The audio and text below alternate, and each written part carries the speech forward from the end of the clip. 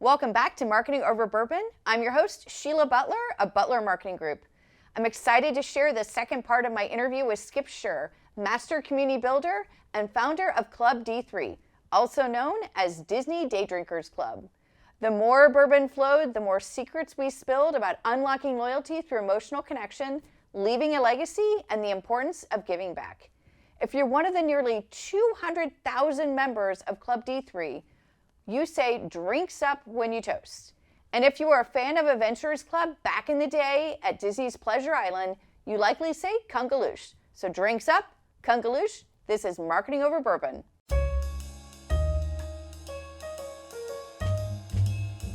All right, so we had to take a break to get some refills because we're having a great time. Thank you so much, Skip, for being here today. And thank you for the refill. You are very welcome, sir. Okay, so Benny is now gone, right? Well, Benny is or in our hearts, but we just don't know where he is. Okay, fair enough. He's got people. There's scratches on him. The people. This is why they moved him. People knew too much about the trash can. They knew all the scratches and so forth like that, and so they would call other trash cans imposters or things like that. So okay, but we don't know where Benny is. But Benny is, while he's in an undisclosed location at this time, right? I hope he's like in a vault somewhere. Right. Okay.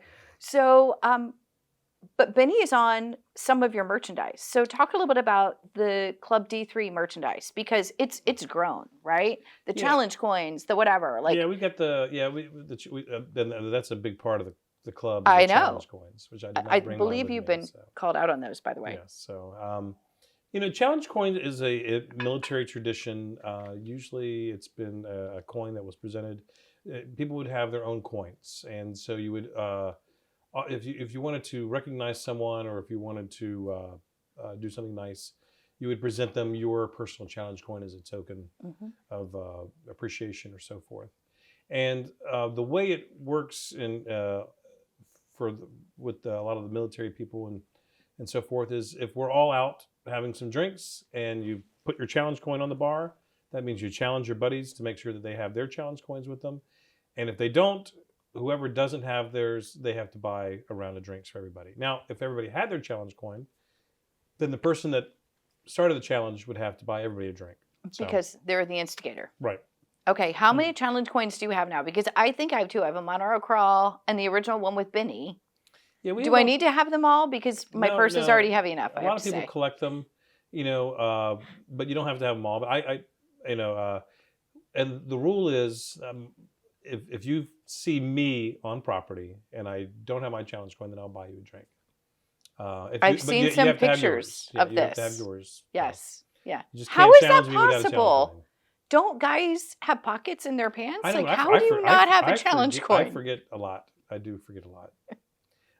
And I've had to buy a lot of drinks. So, anyway, but I don't really want members challenging each other because I think that's just, that's some people don't have them or never got one or something like that. But any challenge coin would work if you have a challenge coin from the military service, then that works too. I mean, in fact, I think that trumps one of our challenge coins. I would agree. Yeah. Yes, exactly. By the way, I've seen people actually post in social media. They're like, I'm coming down. Like, where can I get my challenge coin? Like SOS, basically. Yeah. So they can find them. Like, how readily can they find them? Because they don't necessarily have to order them on the website. You'd like them to, but can't they find them in other places? We have a website called clubd3.com, and you can get the merch there. But vacation grocery delivery. That's what I thought. Yes, that's a SOS. Yeah. Okay. And they'll deliver beer, Benny's Brew, to your hotel as well, so your resort.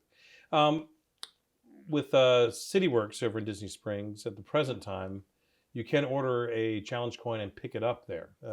Oh, no way. A CityWorks a coin that we did special with the club. For CityWorks? Yeah. Okay, so it's just for CityWorks. It's a CityWorks coin that you can get there. Oh, that's cool. Yeah. Okay. And you also can get Benny's Brew on draft. All right. So, merchandise extensions. You've got backpacks. You've got shirts. You've got shirts, backpacks, tattoos. If you want to drink around the world, have you drank around the world yet? No, I have not. You know what? I think I think I'm trained up, but I don't think I can handle that, I have to say. You know, Have you ever? Have you Oh, ever yeah. done all of it? It's very expensive to do. Like, it's Just to let also you know. And if it's a a festival, little sleepy. good luck, because there's all these little side kiosks. Oh, do you have to hit all the side kiosks when Well, it's a I think festival? you should. I personally think you should. Wow. Okay. They're little small drinks though, but that's a very popular pastime. I know a lot of people, they try to do it, and then the other question is, would you start in Mexico or Canada when you start? Where do you start? I personally believe that everyone should start in Mexico, because liquor before beer. So if you're going to do a tequila shot in Mexico, then your next stop is Norway, and then they have ice. They have some liquor type drinks there too, so you can. And then by the time you get to Canada and you drink your Moosehead or whatever, you're not going to be feeling as bad the next day. Okay, fair enough. All right, well, so that's a good strategy, right, Yeah. for the next day. I forget, what's the name of the espresso margarita in La Cava? Oh, I don't. Do you know what I'm Yeah, talking I know what about? you're talking about. Yeah, It's so good. It's like an I'm- espresso martini, but Yeah. it's got tequila in it, and you would have no idea that it's got tequila in it. Right, I can't remember the It's name ridiculous. of that. I should know that, because that's my drink. I do a tequila shot in Mexico. There's a tequila flight, which I like, Mhm. because you can do the flight and you can give it to other people. That experience is amazing. Yeah. Yes. So, but La Cava's a great spot, a great place to start.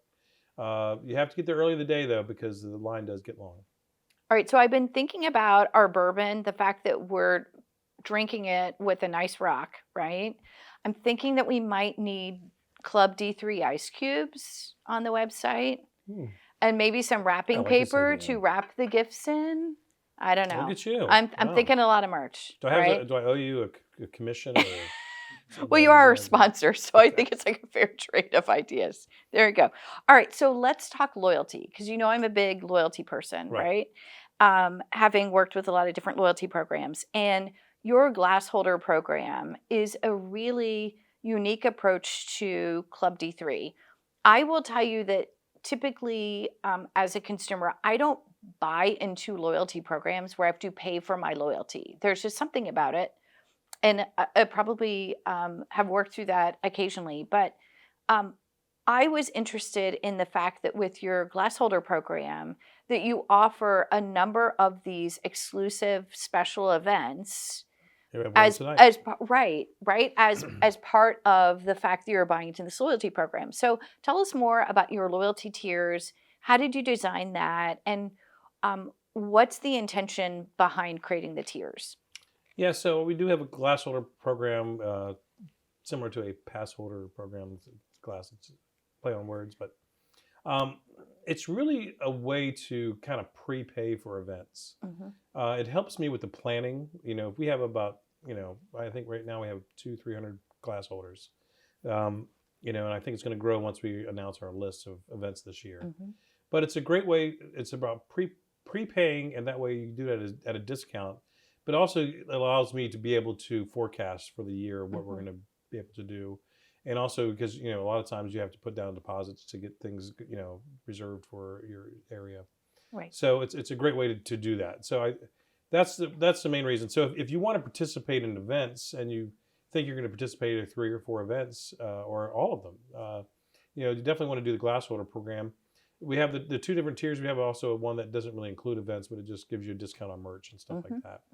And you also get stickers and so forth. So we're always trying to improve the glass holder program. And with this year's events that we're putting together, I think it's going to be bigger and better than ever. And so we have that. It's the other part of your question was about loyalty. What was that?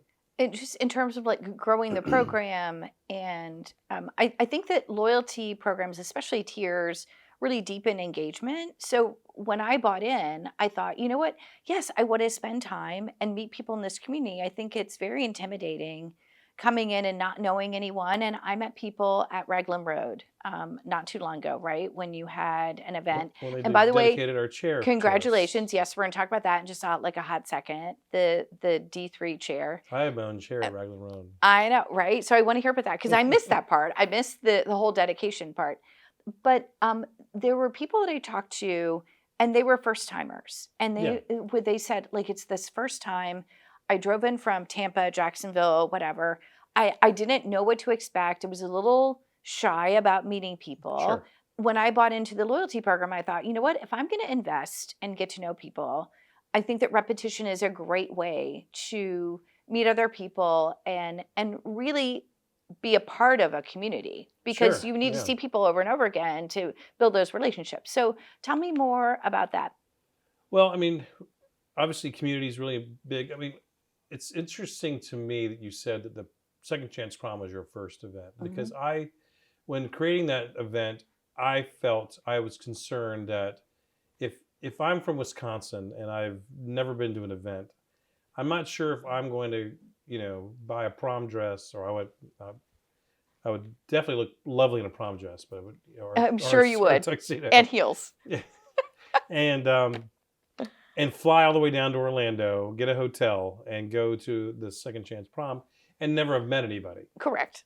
So it's interesting that you were confident enough to do something like that, and so I think that was really cool that you did that.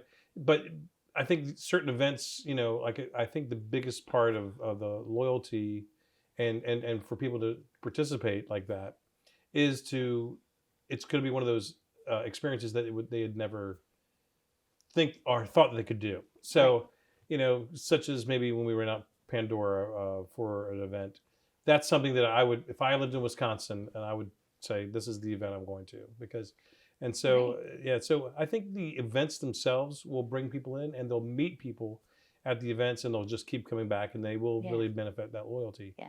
It's all part of, I mean, listen, the club is not just me. It's a lot of people. I mean, there are people that love Tony, and they come to these events to see Tony. There's some that. And do I remember? Did he wore a dress? We're not going to talk about that part at the holiday party. We're going to move on from that.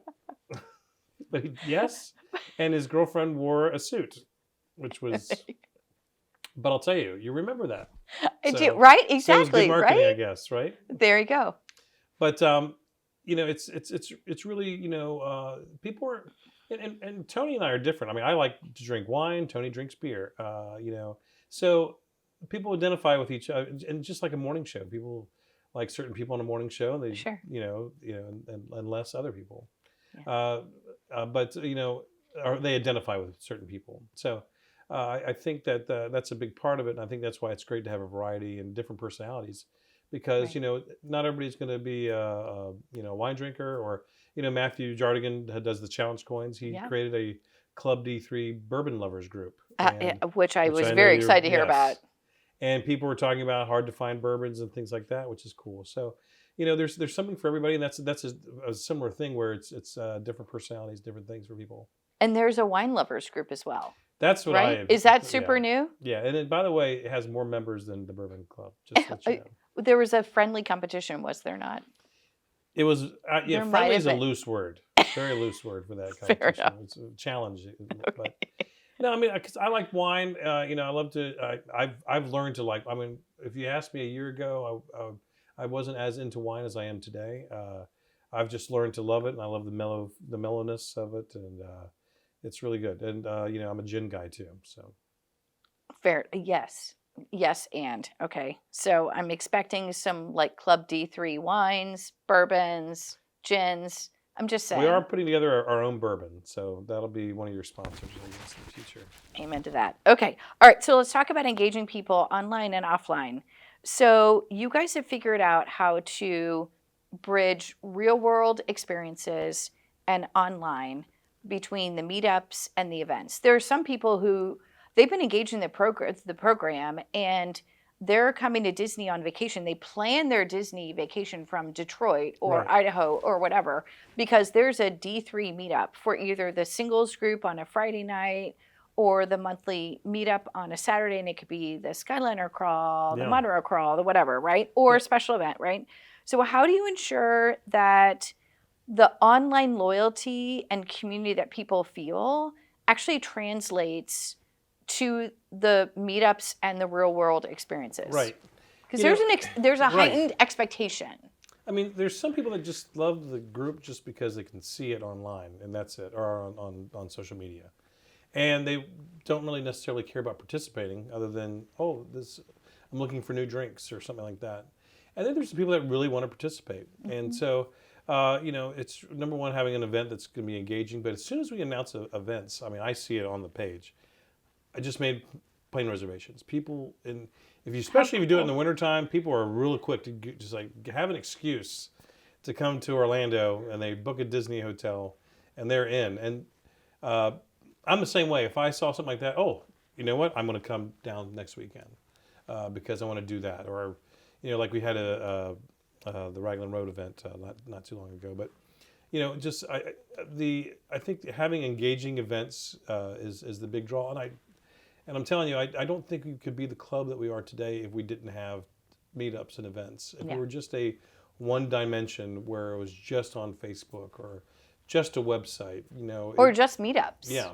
Frankly. And, I think you have to have both. I mean, we have a singles group, and the majority of the people that are in the singles group are locals. And so they're much more active than other groups, the main group. Just because they do a lot more things where they actually go ride rides together. So I've gone to some, actually, yes, because I think as a single, it's very lonely to ride a Disney ride. Yeah, absolutely.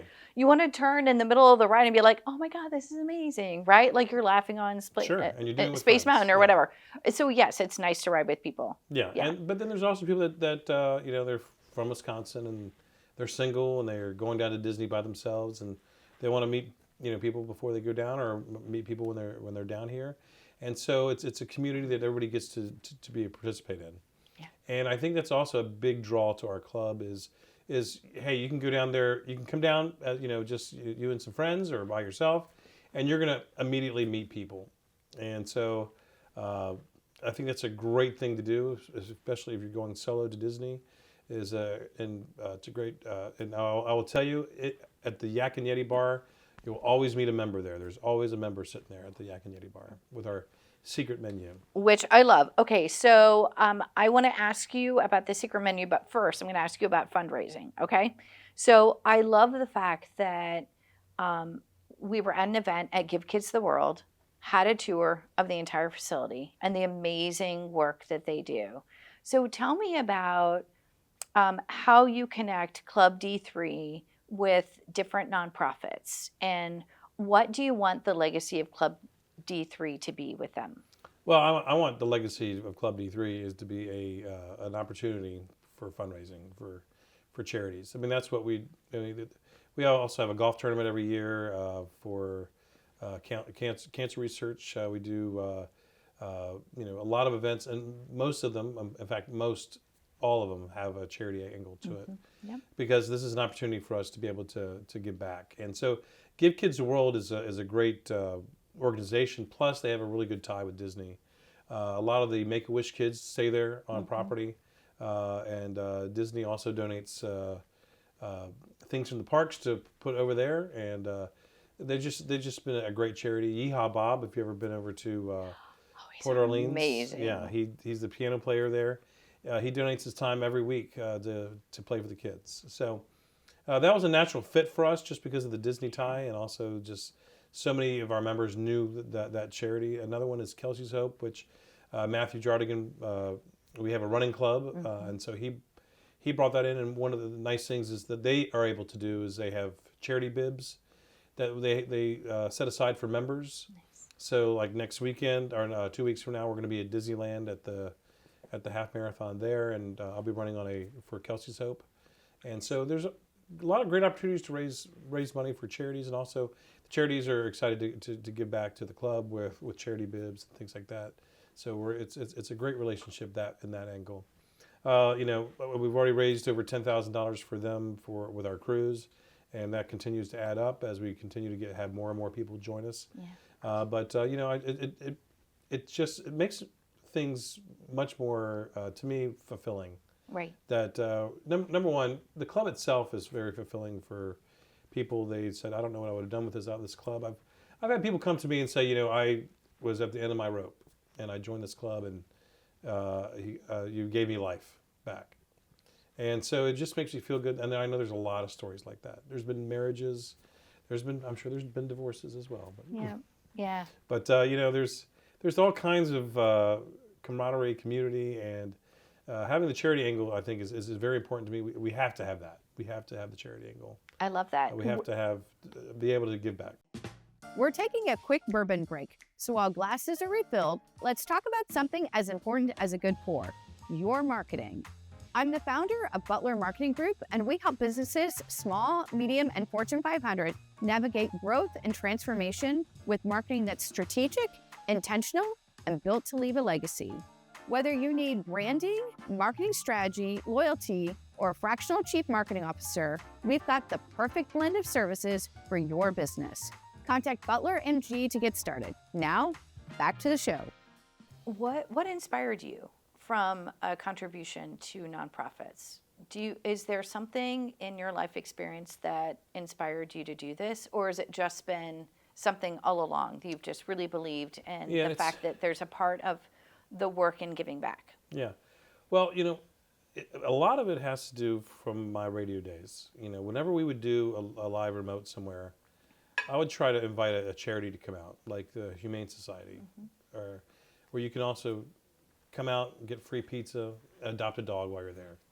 And it just adds an extra element to it, and it also brings more of an event to the situation. And I think whenever you're signing up for an event or something like that, and there's an opportunity to raise money for a charity, I think a lot more people will be more inclined to participate. Just because it's not only are they participating, but they get to also help as well, and I think that's a big part. We always do a back to school crawl, our meetup, and people bring back to school supplies. Sure. Tonight's event we have it was a toy drive, and so we're getting some toys because we originally were doing it before Christmas, but someone got sick, so we had to move it today. But it was originally a toy drive, so. Still a toy drive. It's still a toy drive. I've gotten a lot of toys. So, it's just really it's an opportunity to give back and make you feel good while you're doing it, and your hangover doesn't feel as bad the next day, I think. Feels for charity. Okay, so you've got some secret menus or not so secret menus, right? So there I don't are know what you're certain talking places, about. right? I have no cannot. idea. I told you not to ask me this question. So there are certain places to where I could go on Disney property or off Disney property to where there are certain things that if I'm a Club D3 member, Right. that I could order an appetizer, a special cocktail, whatever. Do I need to show my challenge coin, or can I just no?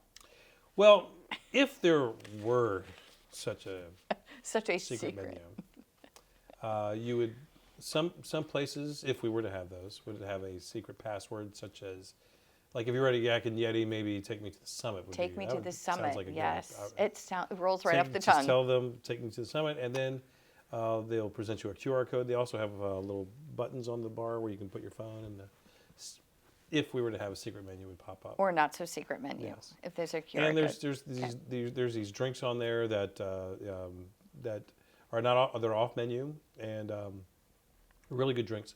Once again, we're talking about artists here. These guys create amazing drinks. And Wolfgang Puck's perhaps has a secret menu. Okay. So. Where else might I find? Well, if hypothetically speaking. No, we're talking about off property too. If you go to Capitol Grill on iDrive, okay. perhaps. Perhaps. If you bring a challenge coin with you. I love some calamari. Yeah. Tell me it's calamari. It's complimentary calamari. There you go. Bring there a you challenge go. coin or okay. tell them you're a D3 member. So. And they also have Benny's Brew and Retired Rides there, and I think another beer. One of the beers there. And would I imagine that there are other things coming? I would imagine such a thing. I would imagine. Okay, it's very speakeasy of you. By the way, so maybe Animal Kingdom Rainforest Cafe has a secret menu, perhaps at the bar. Okay, lovely. All right, so. Someone told me recently about the origin of 86. So you worked in bartending, right? Yes. So is there a phrase like, well, we're going to 86 this, that right? means it's gone. Okay. Or we're out of it. So they were telling me about the fact that during Prohibition, there was a bar, I believe 86th and Barrow in New York. And before the raid on the bar, during the Prohibition, the cops would call the bar and they would tell all of the locals to 86 it, which is like, get out of there. And then all the tourists would be arrested during the raid. Okay. So basically, like, I think when we're 86ing it, we're sort of spilling the secrets on whether or not this is, behind the scenes or not behind the scenes. I would ask that anybody that would like to participate in the secret menus, perhaps join the club, and then you can feel righteous as you walk in saying these passwords. Wait, there you go. Without being involved in a raid. You can feel like, oh, I'm legit. I'm not going to be 86ed. Okay. And then we won't call the cops on you. Fair enough. Yet. All right. Okay, so we touched on a little bit before around brand strategy and brand extension. So you've got merchandise, travel, which we talked a little bit about, right? But we can talk more. D3 Brewing Company. You've got groups for people who are Run Disney races, singles, wine lovers, bourbon lovers. What else could we expect? And how did these all come about? And how have you seen member engagement grow because of the specialty groups? Yeah, we also have a Florida group, which I created so I could... Somehow I don't think I'm a part of that. Oh. And yet I live here. Part of our secret menu that we tell you about. No, you should definitely join that. Fair enough. That encompasses all of Florida, but specifically anything that's outside of the Disney property. Mm-hmm. So many times I'm at some place, and I think this is important, especially in marketing, is that you keep true to your brand. And so that's why we keep the Disney Day Drinkers Club strictly about Disney, and not do something at Universal or do something Miami. Hey, I'm Miami having a drink. We want to keep with the brand and the theme. So we created that for that reason, mainly to be able to talk about things. No, we're doing a meetup at Gasparilla for that group. So I think it's important to have all these extensions in that sense where you can, there's a lot of interest there, and so, but I also don't want to take away from the main theme of I don't want you to leave the group or not necessarily participate in the Disney group because you're also, I don't want you to go have a glass of wine at Wine Bar George and not post in the main group and only post in the wine group. Right. So that's the only fear of creating extensions is you may decrease activity on the others, but I think it's also important to be able to have a special interest where people feel passionate about it. Just like we were talking about we're joking around about, the bourbon versus the wine club. There really is an interesting dynamic to it. And one of the things I pointed out to Matthew, and you'd be surprised to hear this too, but we are 72% female in the main group. Disney Day Drinkers Club is 72% female. So it sounded odd to me as well. I would think it'd be closer to 50-50 or something. I'm trying to scan people that I've met at the different events and think, does it skew that female? Yes, maybe. I think it depends upon the event, though. Well, no, I think as a whole. Versus the ticketed events. 72, yeah. So I'm not sure about participation and what that number is. But it's actually 72% female. So keeping that in mind, obviously I would think the wine lovers group would be more popular than the bourbon group just because both of those demographics scale female versus I know male. a lot of people, a lot of females who love to drink bourbon. Obviously, hence I have a show. I know one of them too. Right, exactly, right, touche. But I do think that the specialty groups give an opportunity for people, especially people who might be more shy, to get to know other members in a way that isn't as sort of on stage and in the spotlight.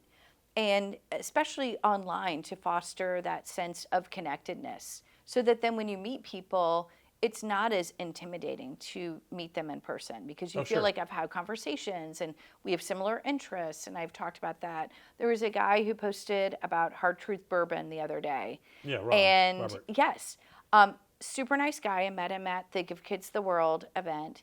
And hey, he's a Hoosier, right? That's made in Brown County, Indiana, and I grew up in Indiana. So there's all of a sudden this connectedness that you feel because there's something about the heritage that this person has, and you think, okay, well, if I bump into that person or someone else and I know that I've connected with them in another group, like, I'm not so alone. And I think that that's really important, especially Absolutely. given the fact that the group skews 35 and up, which Yeah. I'm clearly more of the up than the 35.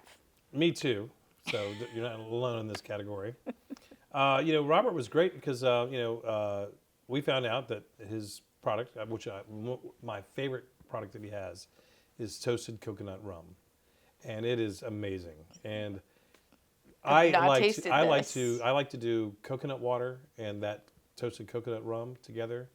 It is so refreshing. It's delicious, and it's to me it's so delicious. And so I found out that they serve it on Royal Caribbean ships, and we are doing a group trip in June for Royal Caribbean, and so he's become a sponsor for that trip, and we're going to have a Hard Truth distillery tasting on board and things like that. So we're able to incorporate things like that and help increase his awareness that they're available on the ship. So it's really cool. Very cool.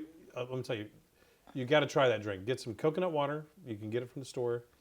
Put some of that in there. Put 6 ounces of the toasted coconut rum, and you could actually do Malibu, but I like his toasted. But it's amazing. I've got to learn more about this. Clearly, I've had Hard Truth. That was delicious. So okay, now I got to dive into that. All right. So before I ask you a couple standard questions that I wrap up the interviews with, let me ask you this. Tell me about at Raglan Road, because we touched on this before, but we really didn't get into the details.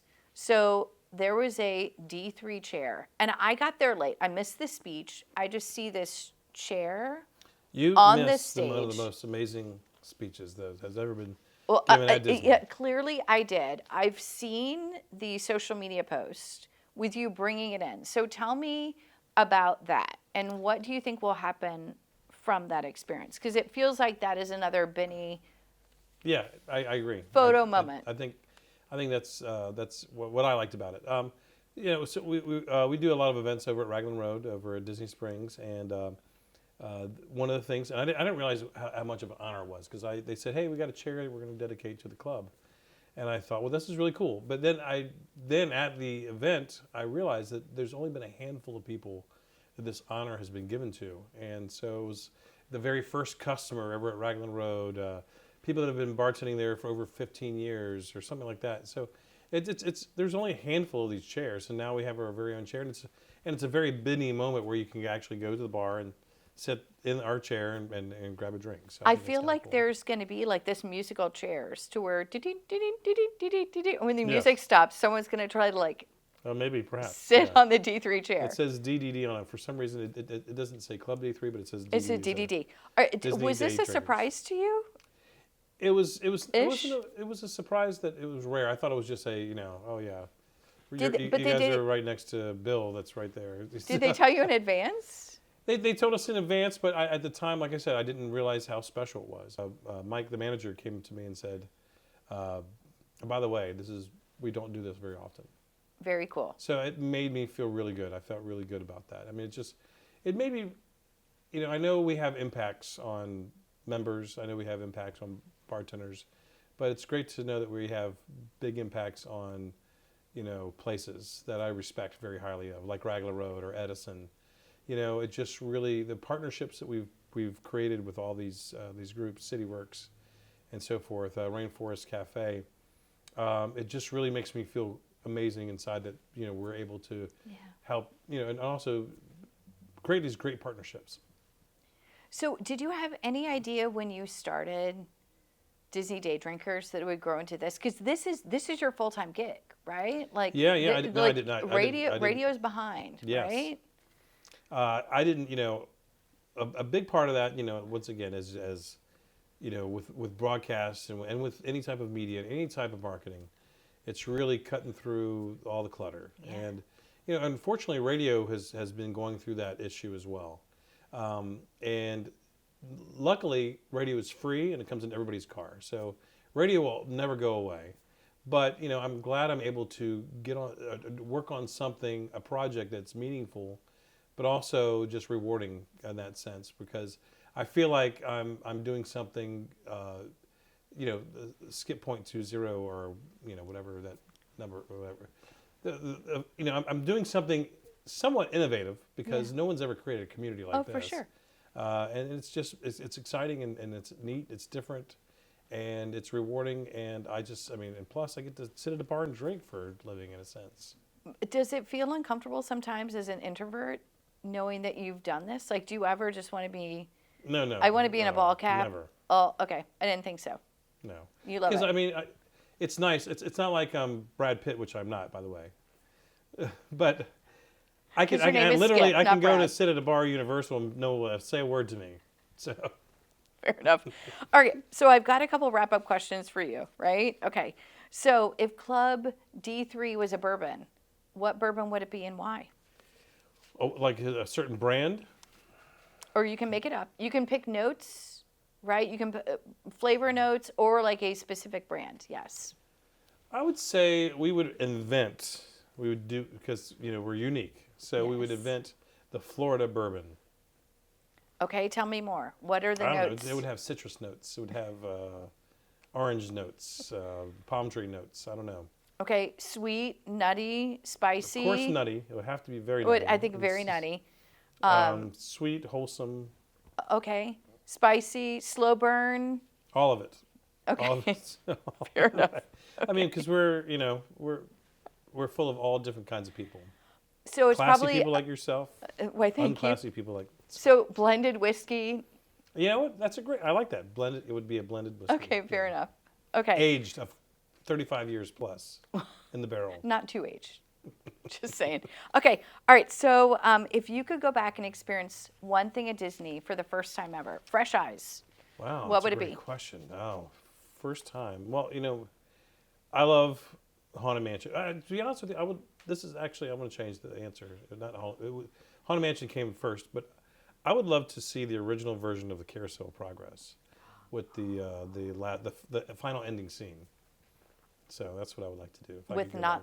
without the virtual reality that they have today. Right. So I don't remember the final scene I know. before. Well, I was too young to remember it. So, but and there's been little changes here and there, but I would love to see because that was the original. Also, there was a Mr. Toad was there at Magic Kingdom, although it's West Coast. I'd love to have seen the original version of that again.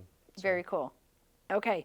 So I ask people, and you'll be asked this in just a minute, to share a question for a future interview. So here's something from a previous guest, and this is around culture. So how do you influence culture in an organization or community like Club D3? What are your tips, tricks, and best practices for designing and managing organizational culture and propagating a culture of excellence? That's a very thoughtful question there. It is. It even has the So word is that my propagating question, in it. or am I supposed to come up with That you have to answer that question now. well, you have to repeat it. I'm sorry, I wasn't really listening because it's so long. How do you influence culture in an organization or community, such as Club D3? What are your tips, tricks, and best practices for managing organizational culture and propagating a culture of excellence? I think the most important rule with creating a club like D3 is to be as genuine as possible. I think people can see bad marketing and they know when you're not being genuine. But when you are really focused on creating a community and that community first, everything else falls into place. Everything else will fall into place. You got to build that community first. There's been a lot of people that have tried to copy what we've done, and it's hard to. They can't do it because number one, maybe they don't have the personality to do it. Maybe they're.